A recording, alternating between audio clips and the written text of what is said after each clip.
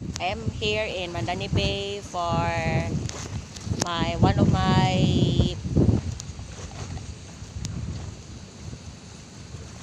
goings, whereabouts, appointments, and I enjoy staying here by watching the beautiful waves of the ocean and from the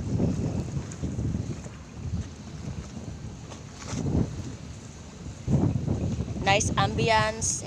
And here's the buildings. Some buildings are still under construction, but it will be finished for months to go. So let's just wait for the finished product and enjoy. I love watching the seas, the oceans, the different views here, there, and everywhere. And my schedule are not so hectic. This is a quiet place to enjoy, and I thank God for the fair weather, not so hot and not so cold.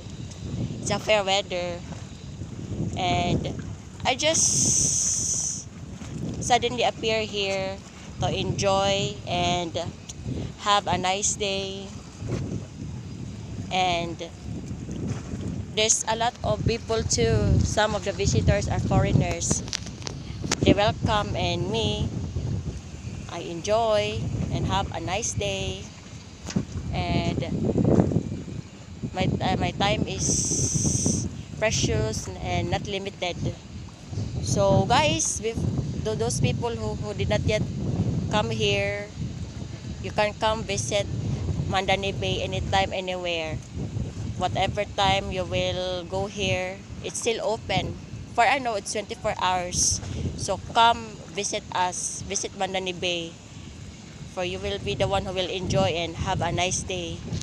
This is also the place where you can do picnics, enjoying the view, and love to see the ocean waving here. Enjoy and have a nice day, and I always be a good girl and stay humble and thank God for the many blessings that I have received every day.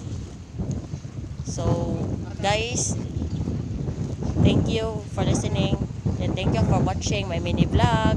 Thank you. Till next time.